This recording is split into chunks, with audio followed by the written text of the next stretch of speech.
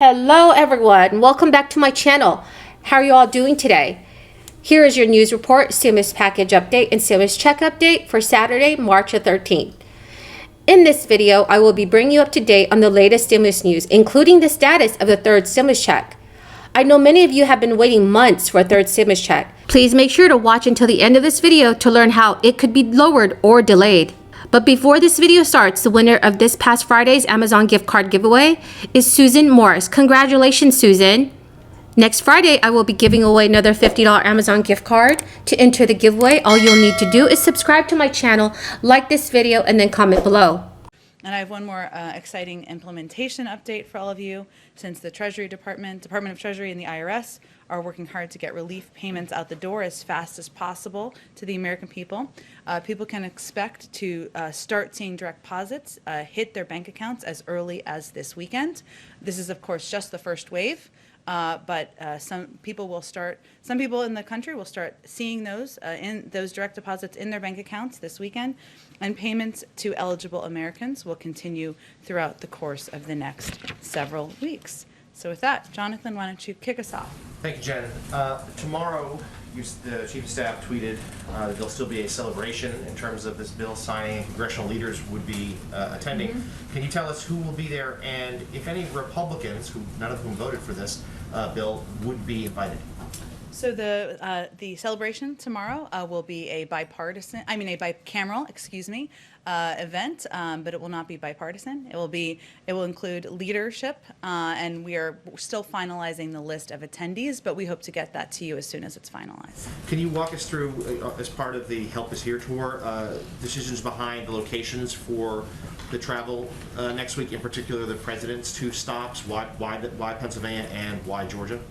Well, this is just the beginning of the president and the first ladies and the vice presidents and the second gentleman's travel, and they will of course do some travel in addition to next week. But it was important to the president to visit not just blue states, but also red states, purple states. You will see that reflected as we continue to announce travel and trips that he will take in the coming weeks. Obviously, these are two places where he of course talked about the importance of delivering on the promise of getting every American the $2,000 checks when he campaigned in Georgia in December. So that's a place where that message really resonated, of course, with the people of the state and where it was amplified to the public. But, you know, it's a place also close to his heart. But this is just the beginning of the travel. I wouldn't overread into it other than he is looking forward to having the senior members, the principals from the administration out across the country, fanning out across the country, which is exactly. President Joe Biden celebrated the passage of the $1.9 trillion stimulus relief package in Congress, along with other lawmakers. Biden gave a special shout out to House Speaker Nancy Pelosi. In a statement, President Biden had said, "I want to thank all of the members who voted for it, especially Nancy Pelosi. Every Republican, along with one Democrat, voted against the legislation and called it the American Rescue Plan." Joe Biden also called House Speaker Pelosi the finest and most capable speaker in the history of our nation. What are your thoughts on this, everyone? What do you think of Nancy Pelosi? Please leave your thoughts in the comments below. Once again, she has led into law a historic piece of legislation that addresses a major crisis and lifts up millions of Americans, President Joe Biden added. Nancy Pelosi also expressed her gratitude to Biden after House of Representatives passed the bill. The House Speaker said, "I want to express recognition and appreciation to the President of the United States. Now, I know many of you have not received your third stimulus check, so let's go over a few things that could hold up some Americans from receiving their third stimulus checks or receiving the incorrect amount. Number one, you filed a paper return. Earlier this year, the IRS warned that people who filed paper tax returns could face delays in receiving their third stimulus checks. That is because the IRS is dealing with a logjam of tax returns filed in 2019. Also, it's possible that your 2020 returns filed on paper will also face processing delays. The IRS's backlog is due to the pandemic, which caused the IRS to shift its workers to remote work. When that happened, it stored paper tax returns in trailers until it could get to them. As of January 2021, the IRS still had 6.7 million returns awaiting processing.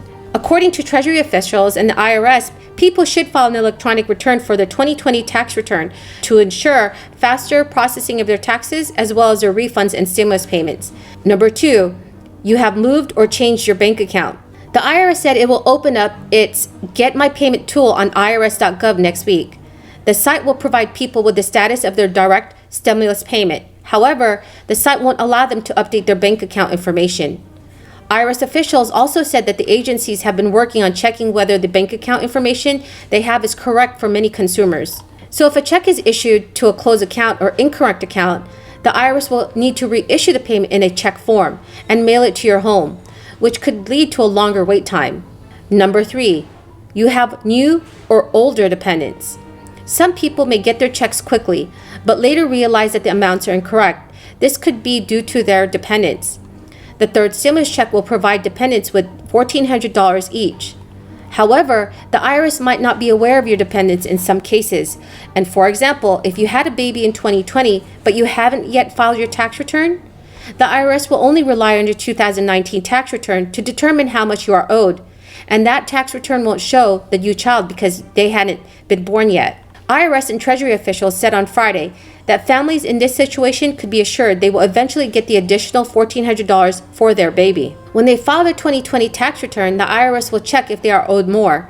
And if that happens, the IRS will automatically issue the additional $1,400 check to that family. Number 4, you lost income in 2020 but not yet filed a return. If that person hasn't filed their 2020 return yet, they may not receive a stimulus payment because the IRS will base its calculation on their 2019 return, which showed they aren't eligible. But as soon as they file their 2020 tax return with lower income, the IRS will then issue stimulus payments to them.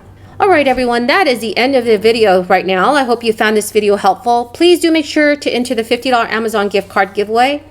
All you'll need to do is subscribe to my channel, like this video, and comment below. Thank you, and have a very, very blessed day. Behind the scenes, we even created a way to be able to help not-for-profits, knowing that if the not-for-profit sector collapsed, there's no way government could possibly keep up. Lots of work went into that in a bipartisan way to be able to resolve that. And that CARES Act stabilized our economy. $1.6 trillion. It was one of 5 bills that we passed in this body last year, all bipartisan. All of them is working together to try to find out what are the essential things we have to do, knowing every single dollar that was spent on COVID was not budgeted. Every single dollar is borrowed, all of it from last year. A total of $4 trillion. Now, only $3 trillion of what was actually allocated last year has actually been spent. There's still $1 trillion allocated in last year's 5 bills that's still unallocated. $1 trillion. Until this week, over the weekend, this body passed on a straight partisan vote, and then the House did the same, to be able to add another $2 trillion to the spending for COVID-19.